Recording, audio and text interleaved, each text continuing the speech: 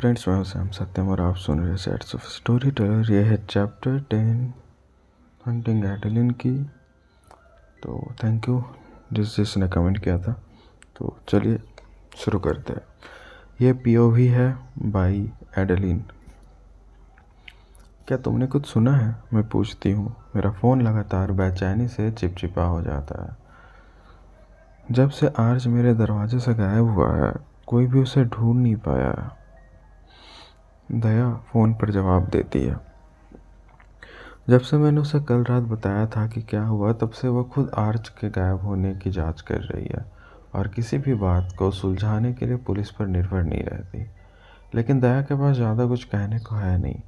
उसने आर्च को जाने दुश्मन के सिस्टम्स को हैक कर लिया, उनके कैमरे, फ़ोन, लैपटॉप और उनकी कारों की जीपीएस। जैसा कि हमें शक था, आर्च के गायब होने से उनका कोई संबंध नहीं था। कम से कम हमें तो नहीं मिला। मेरी परछाई ही उसे ले गई थी और बिना यह जाने कि वह कौन है, आर्च को ढूंढने का कोई तरीका नहीं था। मुझे विश्वास नहीं हो रहा था कि ये हो रहा है। मैंने इस आदमी को लगभग मरवा ही दिया। मैं कहती हूँ, मेरी आंखों में आंसू आ गए। बेबी, मुझे ये कहते हुए बुरा लग रहा है, लेकिन मुझे नहीं लगता ये सब बुरी चीज़ थी जो हो सकती थी। मुझे लगता है कि इस आदमी ने सच में तो बहुत दुख पहुंचाया होगा। उसने अपने पूर्व पत्नी के साथ जो किया वो बयां से बाहर है। वो अच्छा इंसान नहीं था, उनमें से कोई भी अच्छा नहीं था। वो रुक जाती है और मुझे ये समझाने के लिए उसके शब्दों की ज़रूरत नहीं है कि वो ल्यूक के बारे में सोच रही है। उसने कहा कि उन्होंने साथ में एक बेहतरीन रात बिताई, लेकिन जैसे ही उसे पता चला आर्च किस तरह का इंसान है, उसने उसे छोड़ दिया। उसने कहा कि जो भी आर्च जैसे आदमी का दोस्त है, वो खुद भी अच्छा इंसान नहीं होता। इससे मैं भी सहमत नहीं हो सकती। मैं गहरी सांस लेती हूँ। मुझे पता है तुम सही कह रही हो। मुझे लगता है कि तुम्हें ये पसंद नहीं कि वो मेरी वजह से आहत हुआ, शायद मारा गया। मैं तो चाहती हूँ कि उसके कोई दुश्मन में से कोई उसे पकड़ ले। हाँ, यही सबसे अच्छी स्थिति होती। वो मान जाती। सबसे अच्छी स्थिति तो किसी हॉट लड़के के साथ एक ज़बरदस्त रात बिताना होती, जहाँ मैं कई बार चरम सुख प्राप्त करती और फिर उसकी खुशी के लिए विदा कर देती। मैंने बात काटते हुए कहा। वो कल कुछ पल रुक कर कहती है, हाँ तुम सही कह रही हो, लेकिन ऐसा नहीं होता। इस लड़के के इतिहास के साथ तो बिल्कुल नहीं। वो हिंसक है। खैर, जाहिर है मेरे पीछे करने वाला भी हिंसक है। मुझे पता है, इसलिए मैं तुम्हें एक सुरक्षा प्रणाली से जोड़ रही हूँ। तुम एक और आंकड़ा नहीं बनोगी, उससे ज़्यादा नहीं जितना तुम पहले से हो। अगर तुम मर जाती तो मुझे पीछे आना ही पड़ेगा, और मुझे अपने शरीर से बहुत लगाव है। भगवान ने मुझे इस जीवन में एक अच्छा शरीर दिया है। मैं उससे नाटकीयता पर आंखें घुमाती हूँ, खासकर इसलिए क्योंकि वो धार्मिक भी नहीं है। ठीक है, बस कुछ मुझे इसके लिए बिल दे दो, मैं सहमत हूँ। मुझे अपने घर में कैमरे लगाने के विचार पसंद है। जब मैंने उन्हें देख नहीं पा रहा था तो कोई चुपके से इधर उधर घूमता है, इससे मुझे अच्छा लगता है। मैं बाद में आकर उन्हें सेट कर दूँगी। इस महीने में कैमरा लगवाने पहली चीज़ होगी जो मुझे थोड़ी बहुत सुरक्षा देगी, चाहे वो कितनी भी नाजुक क्यों ना हो। मैं अभी एक और अध्याय ख़त्म कर रही थी कि मुझे यूपीएस ट्रक के रुकने की आवाज़ सुनाई दी।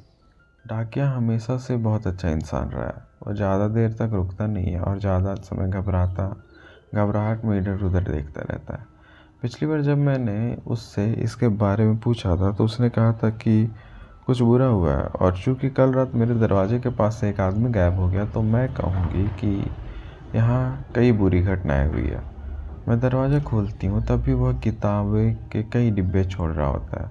मुझे उन पर हस्ताक्षर करने हैं और उन्हें अपने पाठकों तक पहुँचाना है। 8 बड़े बॉक्सों के बाद डाकिया हाफ रहा है। उसके हल्के भूरे चेहरे पर पसीना बह रहा है। शुक्रिया पेड्रो, इतने सारे बक्सों के लिए माफ़ करना।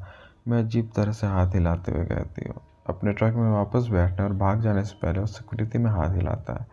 मैं आ भरती हूँ, बक्सों से डरी हुई नज़रों से देखती हूँ। इन्हें अंदर ले जाने में बहुत मुश्किल होगा। मैं बाहर निकलती हूँ, लेकिन मेरे पास किसी भी भारी चीज़ के कोने से टकरा जाता है। नीचे देखते हुए मुझे एक छोटा ढक्कन वाला कार्डबोर्ड बॉक्स दिखाई देता है। उस पर कोई शिपिंग लेबल नहीं है, जिसका मतलब है कि पेड्रो ने इसे यहाँ नहीं छोड़ा था। मेरा दिल तेज़ी से धड़कता है। चिंता का एक झोंका मुझे अंदर तक झंझोर देता है। मुझे नहीं पता क्यों, लेकिन मेरी नज़र जंगल की ओर ऐसे जाती है जैसे मैं सचमुच वहाँ किसी को खड़ा हुआ देखूंगी। मुझे नहीं दिखता, बिल्कुल नहीं।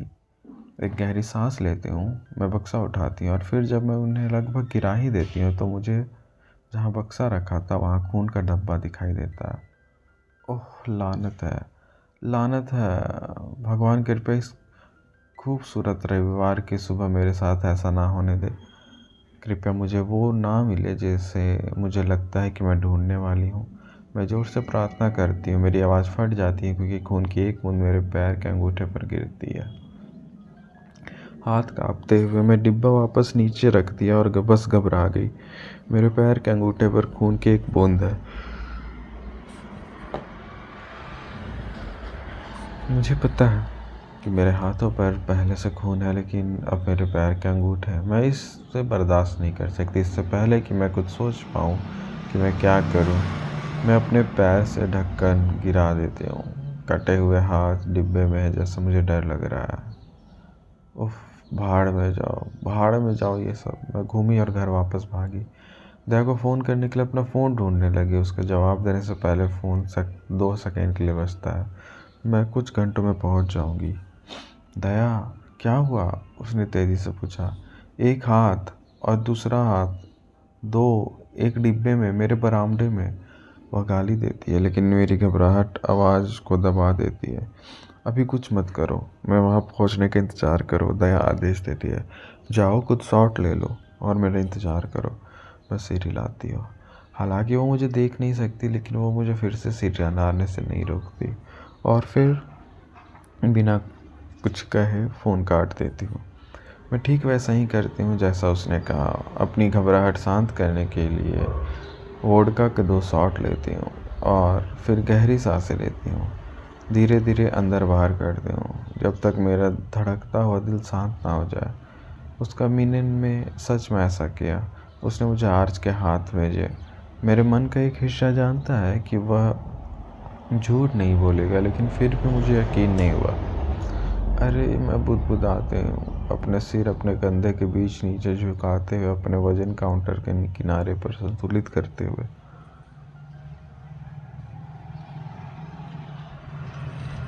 20 मिनट बाद दया आती है। उसके कार ड्राइववे से तेज़ी से गुजरती है। टायरों की चीख की आवाज़ के आधार पर उसका कार का दरवाज़ा ज़ोर से बंद हो जाता है। जब तक मैं दरवाजे तक पहुंचती हूँ, वह मेरे उपहार के पास पहुंच चुकी होती है, जो अभी भी बरामदे में रखा हुआ है। उसकी नज़र उस भयावह दृश्य पर टिकी हुई है। यह आदमी बिल्कुल पागल है, दया थूकते हुए कहती है और हाथों को ज़्यादा गौर से देखने के लिए डिब्बा उठाती है। बिल्कुल आर्च का भी। उसके अंगूठे पर वो बेवकूफ़ स्टार वाला टैटू है। मैं पलकें झपकाती हूँ उत्सुकता से कि उसे यह कैसे पता, लेकिन फिर भी मैं इतने सदमे में हूँ कि मुझे खोलकर कुछ नहीं बोल पाती। यहाँ एक नोट है, वह बुदबुदाती है। वह खून से सना हुआ एक कागज़ निकालती है और सावधानी से उसे खोलती है। उसे पढ़ने में 2 सेकंड लगते हैं, फिर वह आह भरती है और उसे मुझे सौंप देती है। झिझकते हुए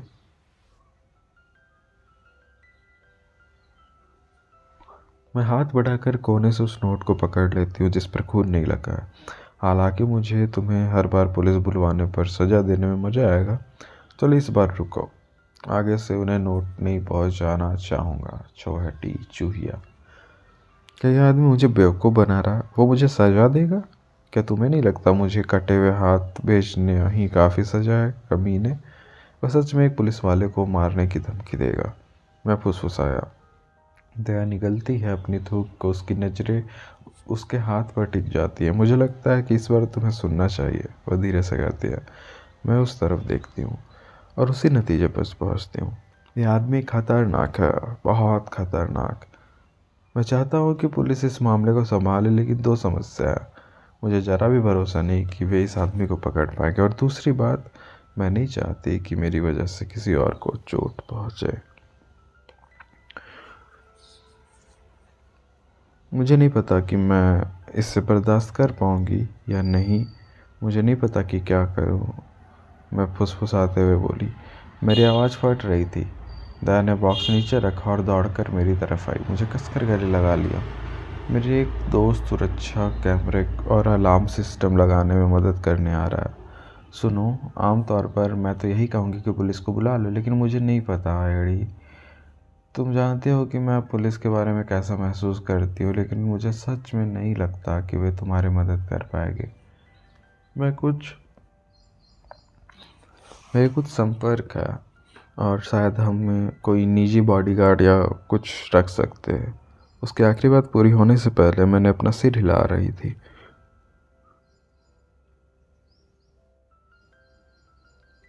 तो क्या वो भी मर सकता है?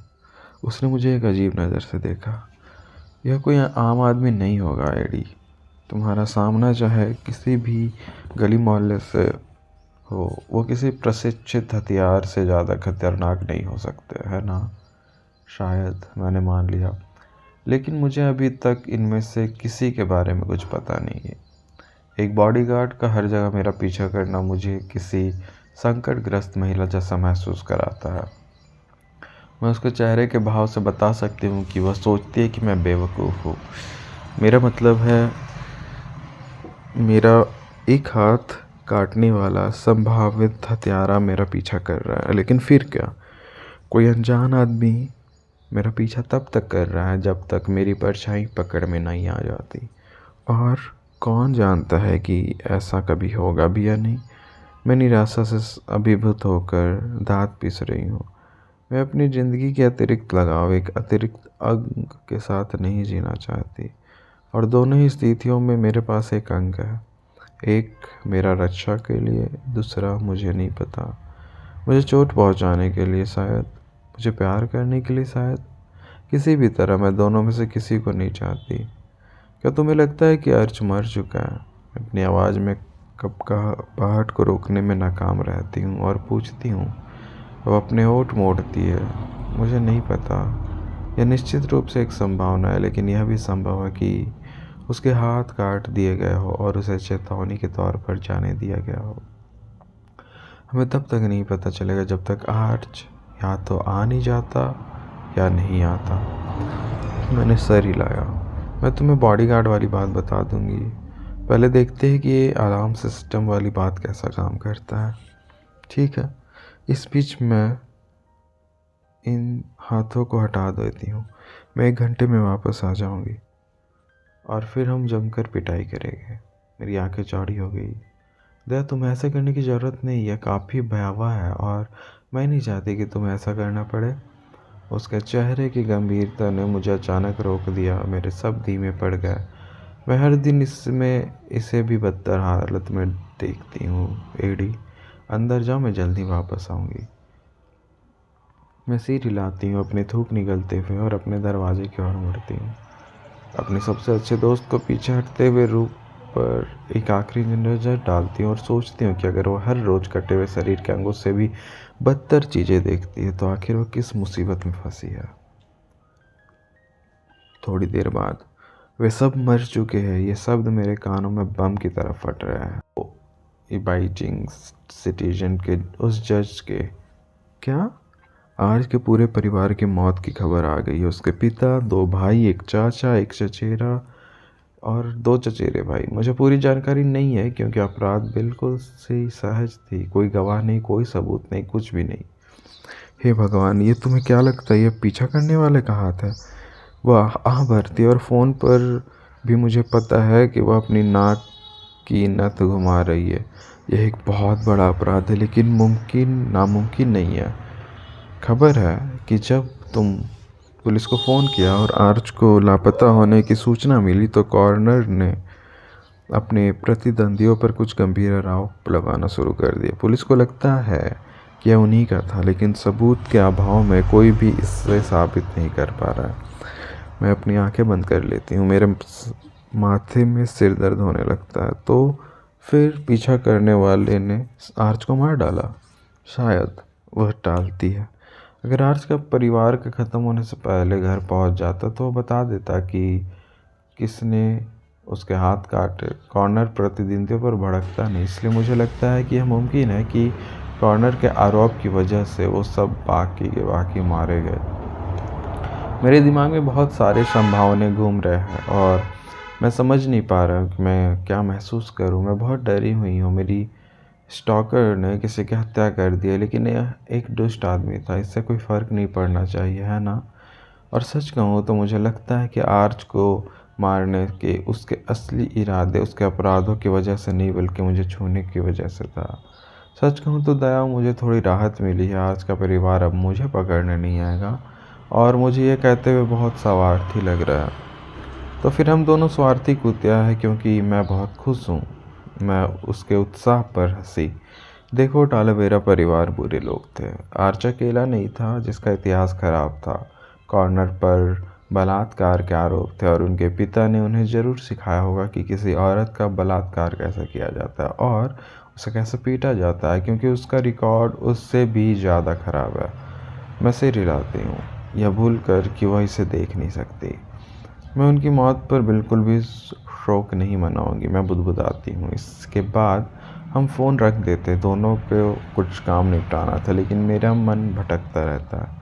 सच कहूँ तो टालवेरा परिवार के भाग्य में बारे में सुनकर मुझे दुख नहीं हुआ है, लेकिन मेरे दिमाग में अभी भी यह चिंता है कि मेरी स्टॉकर ने ये सब किया है, उन्हें मार डाला है।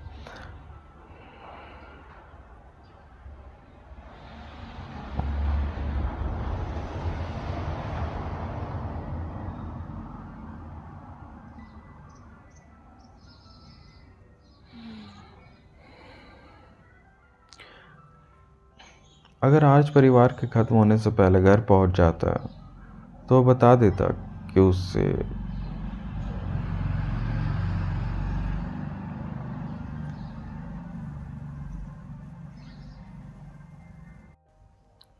इसके बाद हम फ़ोन रख देते। दोनों को कुछ काम निपटाना था, लेकिन मेरा मन भटकता रहता है। सच कहूँ तो टालवेरा परिवार के भाग्य के बारे में सुनकर मुझे दुख नहीं हुआ, लेकिन मेरे दिमाग में अभी भी यह चिंता है कि मेरी स्टॉकर ने ये सब किया है, उन्हें मार डाला है। आर्च को लापता हुए 1 हफ्ता हो गया है और अभी तक मेरी परछाई का कोई पता नहीं चला है। यह कहने का मतलब नहीं है कि अभी भी वो छिपकर घूम नहीं रहा, लेकिन उसने अपनी उपस्थिति का खुलासा नहीं किया है। दया के दोस्त ने मेरा नया अलार्म सिस्टम और कैमरा लगा दिया है और मुझे शर्म आ रही है कि मैं तब से उन्हें चेक करने में कितनी जुनूनी हो गई हूँ। मेरा भोलापन उम्मीद कर रहा है कि अब जब मेरे पास एक सुरक्षा प्रणाली है तो पद दूर रहेगा, लेकिन हालांकि मैं बहुत सारे बेवकूफ़ी भरे फैसले लेती हूँ, और मेरा मतलब है बहुत सारे। मैं इतनी बेवकूफ़ नहीं हूँ कि यह मान लूँ कि वह जल्द ही यहाँ नहीं आएगा। मैं अपनी मांसपेशियों के टूटने पर कहराते हुए खिंचाव महसूस करती हूँ, लेकिन मेरे किचन का बार स्टूल लिखते समय मेरा पीठ का सहारा देने के लिए ज़रा भी काम नहीं आता। मैं एक नए फैंटेसी उपन्यास पर काम कर रही हूँ, जो गुलामी से भाग रही एक लड़की के बारे में, और मैं अपने लिए जो समय सीमा तय की थी वह तेज़ी से नज़दीक आ रहा है। जैसे ही मैं फिर से टाइप करना शुरू करती हूँ, ऊपर से एक चरमराहट मेरा ध्यान खींचती है। उस आवाज़ से मेरा दिल तुरंत ज़ोर से धड़कने लगता है। मैं रुक जाती हूँ, किसी और आवाज़ के लिए सुनती हूँ। कई धड़कनें बिना किसी व्यवधान से गुजर जाती है। वह बस आवाज़ें ही, भट्टी के और खिड़की पर बारिश की धीमी फुहारों की है। जैसे ही मुझे लगने लगा कि मैं पागल हो रही हूँ, मुझे ठीक ऊपर से एक और चरमराहट सुनाई दी। सांस रोककर मैं धीरे से स्टूल को उठा ली। धातु के पैर टाइल से खिंचाव की आवाज़ आ रही थी। मैं सिहर गई। विस्फोट बहुत तेज और अप्रिय था। अच्छा हुआ मैं जासूस नहीं बनी। मैं तो इस काम में मर ही जाऊंगी। जल्दी से मैं चांद मिट्टी के बर्तनों के दराजे की तरफ गई और उसे खोलकर कसाई का चाकू उठा लिया। इस हथियार को पकड़ना अब रोज़मर्रा की बात हो गई है और मैं इससे उबने लगी हूँ। दोस्तों, मैं चैप्टर 10 यहीं पे ख़त्म करता हूँ। मतलब ये पूरी ख़त्म नहीं हुई है, but I will continue it chapter 11 के नाम पे, ठीक है। बाकी थैंक यू बने रहने के लिए। थोड़ा हट जल्दी में हूँ तो नहीं कर पा रहा हूँ। Bye bye, take care. सुबह उठते के साथ में ये रिकॉर्ड कर रहा हूँ आप लोगों के लिए। Okay bye, take care.